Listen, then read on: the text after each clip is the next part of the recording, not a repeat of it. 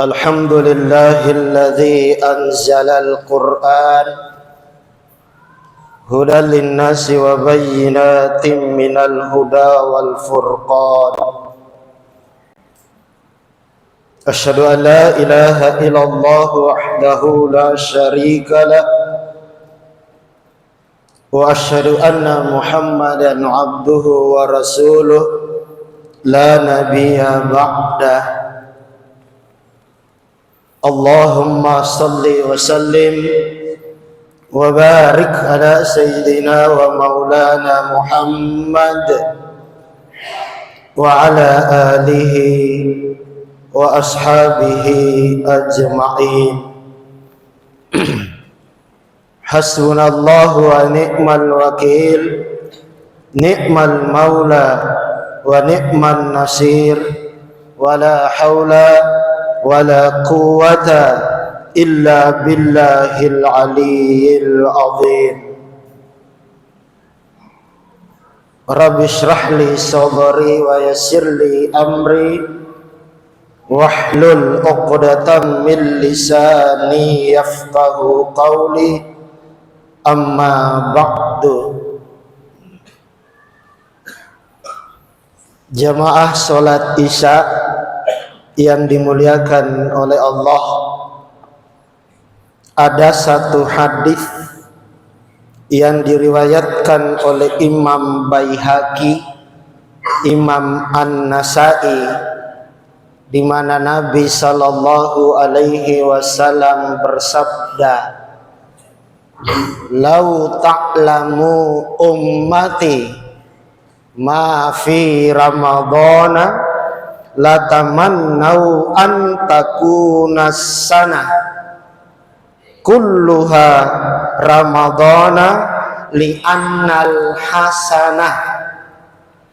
Andai kata umatku tahu akan keutamaan Ramadan, mereka akan minta 12 bulan 1 tahun Ramadan semua. Gimana Pak? Sanggup 12 bulan Ramadan semua? Jujur maki, kalau saya tidak sanggup Pak dan Iman. Karena apa? Di hari ke-25 nakok ke sama istriku, Pak, antar ke pasar Butung. Sudah tanda kalau memang tidak bisa Pak 12 tahun Ramadan semua. Baru model-model kita orang Makassar ini Pak, bukan suami-suami takut istri, suami-suami sayang istri Pak. Biar ada Grab, biar ada Maxim, biar ada Gojek, suaminya tonji na panggil. Baru bukan cuman sekedar diantar Pak, nah panggil ki lagi temani berbelanja. Sudah 2-0 Pak buat kita suami. Itu bukti kalau kita suami-suami sayang istri. Maka jangan heran kalau Nabi itu 1500 tahun berkata, andai kata ada sesembahan kepada sesama manusia, aku perintahkan istri nyembah suami. Ibu-ibunya di mana Pak? Oh di bawah. Sayang tidak bisa lihat Ustadz yang ceramah. Bu, Ibu, dengar Jeki, hati-hati Bu, rendahkan suara tak sama suami tak. Jemaah yang dirahmati dan dimuliakan oleh Allah, begitu utamanya bulan Ramadan sampai-sampai Nabi mengandaikan umatku tahu akan keutamaannya, mereka akan berdoa, bermohon dan minta 12 bulan itu Ramadan semua. Lalu apa keutamaannya? Malam ini 2 akan kita bahas. Mudah-mudahan selesai jam 12 malam. Gimana Pak Iman? Coba sanggup jadi karena duduk. Ustadznya yang kope-kepo karena apa? Berdiri. Yang pertama, keutamaan Ramadan itu syahrul Ramadan alladzi unzila fihil Qur'an hudan linnas wa bayyinatin minal huda wal furqan. Di bulan Ramadan kata Allah, aku turunkan Al-Quran. Untuk apa Al-Quran itu? Pertama, dibaca. Kalau orang dekat dengan Al-Quran, yakin Allah janji, inna nahnu nazzalna dzikra wa inna lahu lahafidun. Sesungguhnya kami yang turunkan Al-Quran dan kami yang akan menjaganya. Ingat, sepakat ulama, menjaga Al-Quran bukan berupa kertas, yakni mushaf Al-Quran, tapi termasuk yang tahu, yang baca, apalagi yang hafal Al-Quran 30 juz. Allah jaga itu Pak, yakin maki. Makanya jangan berpikir dua kali kalau masuk anak di pesantren. Tahun 2019 yang lalu Pak, alhamdulillah aktivitas lumpuh, vakum kegiatan, termasuk dengan Imam Ustadz Muhammad Ong, termasuk yang ceramah di hadapan Bapak Ibu. Karena apa? Tidak ada kegiatan kultum buka puasa Pak. Sholat lagi jaraknya 1 meter Pak. Itu berjemaah di masjid. Batuk lagi orang lari. Biasanya kalau batuk, kalau bersin, itu kita mengucapkan alhamdulillah. Tapi apa yang terjadi? Lari Pak. Begitu hebatnya itu isu COVID. Tidak ada kegiatan. Nah pada saat itu Pak, saya coba buka itu RCTI. Ada acara yang digagas oleh almarhum Syekh Ali Jabir, yang setiap bulan Ramadan yang disebut dengan Hafiz Al-Quran. Itu RCTI tayangkan. Saya kaget begitu saya buka jam 3:30, ada seorang anak naik di panggung spektakuler itu pakai kursi roda. Itu viral itu Pak, buka sekali-sekali itu, bukan media sosial. Ketika selalu dipasang status alhamdulillah buka puasa 7 macam, cendol, es pisang hijau, ini itu, tidak terlalu penting. Buka maki itu media sosial, cari itu anak. Yang saya pikirkan dan saya sempat negatif thinking, ada apa ini anak naik di panggung pakai kursi roda? Ini panggung spektakuler, diperuntukkan bagi mereka yang sudah power, yang sudah tahu tentang Al-Quran. Itu bocah-bocah umur 7-8 tahun Pak. Tapi itu waktu yang naik seorang anak bernama Naja di atas panggung dengan kursi roda, yang dampingi ibu kandungnya dengan pengasuhnya sejak dilahirkan. Dan pada waktu itu Pak sempat ditanya oleh Irfan Hakim sebagai host, kenapa sampai Naja ada di sini? Yang terpikirkan oleh saya, mungkin ini anak hanya sekedar hafal 10-20 juz. Ternyata ini anak abnormal, lahir di usia 5 bulan, tidak normal, dioperasi, tapi ternyata hafal Al-Quran 30 juz Pak. Pak, 30 juz Pak. Tidak normal Pak. Tapi kita normal berapa juz Pak? 30 juz tonji. Alhamdulillah Ustadz, juz 30. 3 surat yang terakhir. Trikul, kulhu, kul a'udzu birabbil falaq, kul a'udzu birabbin nas. Naja umur 5 tahun hafal Al-Quran 30 juz. Dokter sudah vonis kalau dia ada penyakit di sarafnya. Tapi apa yang terjadi? Subhanallah, inna nahnu nazzalna dzikra wa inna lahu lahafizun. Allah jaga ini anak. Menurut cerita ibunya, di usia kehamilannya baru 1 pekan Pak, ini handphone tidak pernah berpisah dari ibunya. Untuk apa? Bukan didengarkan lagu sakit hatinya yang namanya cita-cita apa Pak? Bukan lagunya yang namanya alamat palsunya Ayu Ting Ting. Tapi ternyata di download Al-Quran 30 juz, lalu dia tempel di perutnya sampai waktu dokter berkata, ibu harus dioperasi karena ini anak prematur. Ibunya jawab, dok, yang terbaik lakukan. kami pasrah sebagai orang tua. Dioperasi Pak, begitu dioperasi alhamdulillah selamat. Begitu selesai operasi di kaca, 2 bulan di dalam kaca itu Najah. Tugas bapaknya lanjutkan ini merotol Al-Quran di HP, simpan di dekat telinganya Najah di dalam kaca. Alhasil Pak, keluar dari rumah sakit, Najah sudah bisa menghafal Al-Quran 10 juz. Al-Quran tidak disentuh, Al-Quran tidak dilihat, tapi ternyata pendengarannya Najah melebihi dari kebanyakan anak yang normal. Makanya pengasuhnya ngajar ngaji itu tidak pernah sentuh tuh Najah Al-Quran. Saya yang bacakan Al-Quran, ratusan kali saya ulang dalam setiap surat, dan Najah dengar dengan serius. Alhasil, singkat cerita, Najah hafal Al-Quran 30 juz. Makanya naik di panggung Hafiz Indonesia 2019. Sewaktu ditanya, Najah, nanti kalau besar mau jadi apa? Suaranya cadel, tidak jelas kalau dia berbicara umum, tapi kalau baca Al-Quran jelas. Apa jawabannya? Saya ingin jadi imam Masjidil Haram. Semua ucapkan amin. Air mata berlinang. Karena apa?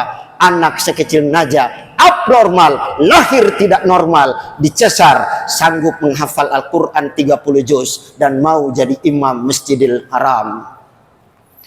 Karena tidak bisa menjadi imam Masjid Bukit Baruga, sudah ada yang imam, Ustadz Muhammad Dong. Makanya langsung mau jadi imam Masjidil Haram. Jamaah Isya Tarawih yang dirahmati dan dimuliakan oleh Allah. Pada waktu itu, Ustadz yang dampingi termasuk Yusuf Mansur bertanya. Dia baca ayat Al-Quran surat Ali Imran. Wal takum minkum ummatun yad'una ilal khair wa ya'muruna bil ma'ruf wa yanhauna 'anil munkar wa ulaika humul muflihun. Apa sambungannya, Pak? Pak, coba disambung, Pak. Bisa? Enggak bisa. Ustadz Muhammad Dong ditanya pasti bisa. Kalau saya nyambung juga bisa, karena dihafal. Tapi Najah dihafal di luar kepala. Tapi bukan itu yang membuat orang merasa terkesima. Ditanya, itu ayat yang dibaca halaman berapa? Surat apa? Di baris keberapa? Berapa baris dari bawah dan berapa baris dari atas? Najah dengan jelas menjawab dengan benar. Dan dibuktikan dengan beberapa orang yang buka Al-Quran. Nah, ini sudah janji Allah, Pak. Inna nahnu nazzalna dzikra wa inna lahu lahafidun. Jadi Ramadan ini insya Allah ya ndak usah hafal, Pak, karena berat. Umur-umur kita ini untuk menghafal susah, Pak. Jangankan untuk menghafal, Pak, ketik HP saja. Yang ketik nomor C, yang tertindis T, Pak. Karena apa? Waktunya memotong umur sudah tidak bisa. Tapi waktunya kita insya Allah bertadarus Al-Quran. Maka setiap pulang umrah itu, Pak, saya bikin grup. Grup itu untuk apa? Untuk ada program nanti umrah. Insya Allah tinggal diposting di grup. Program kita hari ini. Makanya dengan Andre Goruta, Dr. Suf Kasman itu, beliau pulang, saya berangkat. Saya berangkat, beliau pulang. Ketemu di udara. Ini tadi saya dari Maros, beliau ke Parepare, ceramah tarawih di Parepare. Jadi meskipun kita tidak pernah ketemu muka, handphone lancar. Jadi saya bikin grup itu. Satu waktu itu saya lihat itu jemaah, bagaimana juz berapa kita darus tak? 99% yang jawab itu WA, itu ibu-ibu. Bapak-bapak mengekor ji. Juz berapa kita darus tak? Ada yang jawab, saya ikut harinya Ustadz. Ada yang jawab, saya sudah juz ke-6, padahal baru hari ke-4. Ada yang jawab, Ustadz saya sudah juz ke-10. Saya bilang luar biasa, teruskan maki. Nanti selesai tarawih baru ada bapak-bapak, Ustadz ini juz apa maksudnya? Juz Al-Quran Pak, berapa juz maki? Dia bilang alhamdulillah tadi sore saya habiskan 3 juz Ustadz. Maksud tak? Juz lemon, juz mangga, juz naga. Bukan itu Pak maksudnya. Dia bilang oh ternyata ada juz dalam Al-Quran Pak. Ternyata ini jemaah saya mantan preman Pak. Tapi alhamdulillah dapat jodoh dan Allah berikan jodoh. Dia dapat jodoh seorang qari'ah meskipun tingkat RW. Nah makanya dia curhat sama saya, Ustadz mohon maaf, alhamdulillah saya berangkat umrah ini bukan biaya sendiri, tapi karena saya mulai sadar 10 tahun yang lalu setelah jadi preman, saya dibiayai oleh seorang kaya di Makassar. Ya saya yang bimbing Pak. Bayangkan Pak, tatonya kiri kanan. Begitu mau tawaf Pak, dia tidak tutup yang sebelah kanannya, dia tutup sebelah kirinya Pak. Dia buka sebelah kiri bukan sebelah kanan. Kalau kita mau tawaf kan harus buka pas sebelah kanan minimal 3 putaran. Tapi bukan yang kanan, dia buka yang kiri. Bilang, Daeng, kenapa yang kiri ditutup? Dia bilang, anu Ustaz, ada tato. Tidak apa-apa Ji, buka Miki. Dia bilang, anu Ustaz, tatonya perempuan Ustaz. Tidak apa-apa. Saya masih penasaran, ternyata perempuan telanjang Pak. Mati meja. Saya bilang bagaimana ini? Akhirnya saya ambil lafban, kemudian saya tutup. Buka Maki, tidak apa-apa. Karena itu sunat yang kanan dibuka, tidak boleh yang kiri dibuka. Oh begitu Ustaz? Begitu. Alhamdulillah selesai tompi tawaf sa'i, baru terbuka ini lafban. Karena apa? Berkeringat Ki. Tidak sanggup tahan ini lafban. Alhasil begitu pulang ke Makassar, dia panggil saya dan kemudian berkata, Ustadz, saya memang mantan preman Ustadz, tapi demi Allah saya tidak pernah out sholat berjamaah di masjid rumah dekat masjid rumahku. Bayangkan Pak, 5 menit sebelum azan dia sudah di saf yang pertama. Yang dia hafal cuman trikul Pak, kulhu, kul a'udzu birabbil falaq, kul a'udzu birabbin nas. Tapi dia tidak pernah out sholat berjamaah 10 tahun, selalu di baris terdepan. Jadi selalu dia lihat itu kalau Pak Imam berkata lurus dan rapatkan sauf, yang kosong diisi terlebih dulu. Selalu setiap waktu sholat dia dengar. Suatu waktu Makassar hujan deras, rumahnya kebanjiran, masjid juga tinggi air. Dia sedih, tidak sempat ke masjid. Ngomong sama istrinya, Ma, tidak ke masjid Kak. Kenapa Pak? Tuh lihat air di depannya. Kalau ke sana lagi percuma Ji, karena kotor nanti setelah berwudu. Jadi ya apa boleh buat? Kita sholat maghrib di rumah Mak. Istrinya sudah dumbang-dumbang memang nih Pak. Istrinya tanya, siapa jadi imam Pak? Dengan bangga dia berkata, saya Bu, amanahkan tong sama suami kita. Kapan tong jadi imam kalau bukan sama istri dan anak? Istrinya bilang, iya Pak Adeng Pak, imam Maki. Alhasil tiba waktu maghrib dia berdiri di depan. Karena di masjid selalu dia dengar Pak Imam berkata, lurus dan rapatkan sauf, yang kosong diisi terlebih dulu. Nah praktekkan tong sama istrinya satu dengan anaknya satu, berkata lurus dan rapatkan sauf, yang kosong diisi terlebih dulu. Istrinya bilang, Pak sendiri jak kapan? Lurus sama siapa? Dia bilang, kak begitu Pak Imam kalau di masjid Bu, setiap waktu sholat itu terus dan mulai pembicaraannya. Ya beda Pak di masjid karena banyak jemaah. Inilah yang dikatakan oleh baginda Rasulullah, ilmu amal tanpa ilmu itu nol besar. Ingat kisahnya iblis waktu ditegur oleh Umar bin Khattab di Masjid Nabawi, mau masuk tidak jadi. Umar bertanya, kenapa tidak jadi masuk? Iblis berkata, Umar ragu Kak, saya mau masuk goda itu orang yang sementara sholat, tapi saya takut sama orang yang lagi tidur. Umar bertanya, kenapa takut sama yang tidur? Harusnya Anda takut dong sama yang sholat. Ini iblis jelaskan Umar, yang sholat itu orang awam, dia tidak ngerti apa yang dia lakukan, tapi yang tidur di sebelahnya adalah ulama. Saya takut kalau saya ganggu sholatnya ini orang awam, terbangun ulama, perbaiki tata cara sholatnya, percuma saya goda dan saya rayu. Jadi angkat tangan memang, Mak. Makanya ada riwayat menyebutkan tidurnya ulama 1 jam lebih baik daripada ibadahnya orang awam 1 tahun. Maka semuanya kata Nabi dengan ilmu, mau dunia dengan ilmu, mau akhirat dengan ilmu, mau kedua-duanya insya Allah dengan ilmu. Dan satu di antara ilmu yang paling baik adalah ilmu agama. Dan ilmu agama itu lebih bagus lagi kalau itu Al-Quran dimahami dan dimengerti. Jamaah yang dimuliakan Allah, lanjut sedikit. Ini Bapak, masuklah dia jadi imam. Alhamdulillah Fatihahnya lancar. Dia tidak mau ambil ayat langganannya trikul, dia putar haluan, tapi itu ayat yang dia baca belum pernah hafal mati, Pak.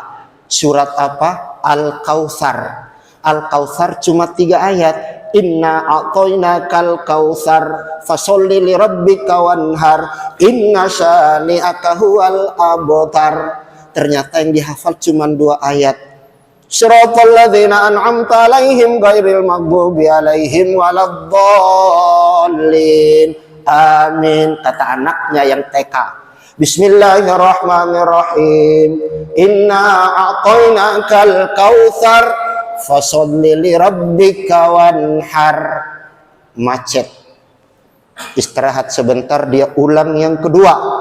Inna a'tainakal kautsar fasholli lirabbika wanhar. Istrinya batuk. Kan bisa tegur, Pak, kalau perempuan. Ini seolah-olah istri berkata, "Dang imang, ruku maki." Tapi namanya juga beramal tanpa ilmu, tidak ngerti. Dia paksakan yang ketiga. Inna a'tainakal kautsar fasholli lirabbika wanhar inna lillahi wa inna ilaihi rajiun. Istrinya buka talkun lalu berkata, "Pak, apa mau porang ya? Bubar maki sholat. Jam maki tidak khusyuk di belakang." Tapi mohon maaf, Pak, ini contoh. Kalau suatu waktu diplot jadi imam maghrib isya subuh, ambil ayat yang dihafal mati, Pak. Biar itu trikul. Jangan coba-coba memaksakan ayat yang tidak dihafal di luar kepala. Kalau toh sudah ada 2 kali dibaca dan makmum tidak bisa memperbaiki ruku, sah sholat. Contoh, inna a'tainakal kautsar fasholli lirabbika wanhar. Istirahat, ingat tidak bisa dihafal. Lanjut untuk yang kedua, ulang ke inna a'tainakal kautsar fasholli lirabbika wanhar. Kalau makmum juga tidak bisa bantu untuk menyambung, Pak, takbir ki ruku, Allahu Akbar, sah sholat. Tapi jangan tosen Pak dengar ceramah begini cuma 1 ayat dibaca. Siratal ladzina an'amta 'alaihim ghairil maghdubi 'alaihim waladdallin. Amin. Bismillahirrahmanirrahim. Yasin. Allahu Akbar. Istrinya bilang, "Dada miskin tapi Yasin ji." Anaknya nyambung, "Pak, itu Iqra 5, Pak, bacaanku." Jemaah yang dimuliakan oleh Allah, sekali lagi, inna nahnu nazzalna dzikra wa inna lahu lahafidun. Biar pabrik Al-Quran terbesar di Madinah di bumi hanguskan, Pak, insya Allah Al-Quran tidak akan pernah hilang dari bumi ataupun di dunia. Karena apa? Jutaan umat Islam yang sudah menghafal Al-Quran. Di bulan Ramadan, satu di antara keutamaannya adalah diturunkannya Al-Quran. Untuk apa? Iqra, baca. Membaca Al-Quran saja sudah pahalanya luar biasa. Apalagi difahami maknanya, lebih afdal kalau diaplikasikan dalam kehidupan. Kedua, terakhir, insya Allah keutamaan bulan Ramadan itu pahala dilipat gandakan oleh Allah, khususnya pahala ibadah ritual kita. Tapi ada satu ibadah menyenangkan Allah dan insya Allah memanusiakan manusia. Itulah disebut dengan infak dan sedekah. Dan ini kita tidak sadari, Pak. Nabi Muhammad SAW itu satu-satunya orang dijamin masuk surga. Tapi Nabi berkata, tangan di atas lebih baik daripada tangan di bawah. Artinya apa? Memberi, menyumbang, kasih. Itu lebih dicintai oleh Allah daripada menerima. Makanya Abu Bakar As-Siddiq bertanya sama anaknya Siti Aisyah istri Nabi, wahai putriku, coba kamu ingat apa yang pernah dilakukan oleh suamimu dan saya belum contohi. Aisyah berkata, dari A sampai Z engkau sudah ikuti Abah. Coba minta tolong, nak ingat sekali. Siapa tahu ada yang belum dia lakukan, ada yang dia lakukan dan saya belum contohi. Fatimah bercerita, Abah, 20 tahun suamiku usai sholat subuh berjalan ke pasar Medina. Dia bawa satu genggam kurma, lalu dia cari seorang wanita tua beragama Yahudi, kemudian dia suap dengan tangannya itu kurma. Dan apa yang diterima oleh suamiku? Dicaci maki, diludahi, dan difitnah. Abah, 20 tahun suamiku lakoni. Dengar kisah Fatimah, Abu Bakar ambil posisi Nabi, karena Nabi sudah wafat. Dia bawa bukan lagi satu genggam, tapi 1 kilo, Pak. Begitu sampai di pasar Medina, dia dapat itu nenek yang agama Yahudi, buta matanya. Kemudian dia suap dengan kurma, tapi spontan suapannya Abu Bakar dimuntahkan kembali, muncrat di hadapan Abu Bakar di wajahnya. Abu Bakar bertanya, Nek, kenapa dimuntahkan? Caramu berbeda dengan yang selama ini suap saya. Bagaimana nenek tahu? Nenek kan buta. Caramu berbeda. Memangnya apa yang dilakukan dengan temanku yang kemarin dengan saya? Oh, sangat berbeda. Temanmu kalau nyuap saya, sebutir kurma dia belah 4. Bijinya dia keluarkan, kulitnya dia kupas. Jadi 4 belahan itu 4 kali nasuap kak 1 butir kurma. Enak, saya telan karena tidak ada gigi. Lihat deh. Terus saya, kau beda dong. Apa yang saya lakukan? Kau gak kasih masuk di mulutku kurma dengan biji-bijinya sekaligus. Bagaimana saya tidak muntah, tak tinggal di tenggorokanku. Menangis Abu Bakar. Ya Allah, yang kecil saja saya tidak bisa ikuti cara baginda Rasulullah. Nah dari inilah Pak, Nabi kemudian keluarkan satu hadis, bersedekahlah kamu walaupun hanya dengan sebutir kurma. Ya, saya lihat sudah banyak yang lihat jam, Pak. Ya sudah setengah jam juga ceramah. Tambah 5 menit, Pak. Bisa 5 menit? Bisa 5 menit. Nah, oleh karena itu, orang yang bersedekah, kata Nabi, orang yang dermawan, pertama dicintai Allah, Pak. Kalau Allah sudah cinta, yakin dan percaya, neraka dimasukkan terasa surga, Pak. Kalau Allah sudah cinta, didoakan oleh malaikat, Pak. Dan insya Allah disayangi oleh makhluk di bumi, Pak. Tidak ada orang dermawan yang dibenci sama orang lain. Yang dibenci sama orang lain, yang tidak disuka sesama manusia, sekek, pelit, alias, nah kita tahu sendiri. Siapa yang cinta sama orang pelit, siapa yang suka sama orang yang sekek, tidak ada. Orang yang pelit, kata Nabi, dibenci oleh Allah, tidak didoakan oleh manusia, tidak didoakan oleh malaikat, dijauhi oleh sesama umat manusia. Bersedekahlah kalian walaupun hanya dengan sebutir kurma. Sekecil itu Nabi sampaikan. Karena apa? Begitu berpahalanya orang yang bersedekah, khususnya di bulan Ramadan, di Masjidil Haram, di Masjid Nabawi, Pak. Tahun lalu Ramadan 5 hari di Mekah, tangan kita ditarik, Pak, untuk berbuka puasa di dalam Masjidil Haram di tempat yang mereka siapkan. Itu mereka tarik tangan kita agar mau berbuka puasa di tempat itu. Tidak perlu nunggu dari pengurus masjid jadwal tak buka puasa. Sampaikan sama mamanya, kalau bila perlu hari-hari bawa buka puasa di Masjid Raya Bukit Baruga. Insya Allah kalau sanggup baca Al-Quran dan kita berderma di bulan Ramadan, yakin dan percaya kita sudah masuk. Andai kata umatku tahu akan keutamaan Ramadan, mereka akan minta 12 bulan Ramadan semua. Semoga bermanfaat. Lebih dan kurang mohon dimaafkan. Lain waktu dan kesempatan kita ketemu kembali. Billahi fi sabilil haq fastabiqul khairat. Nun wal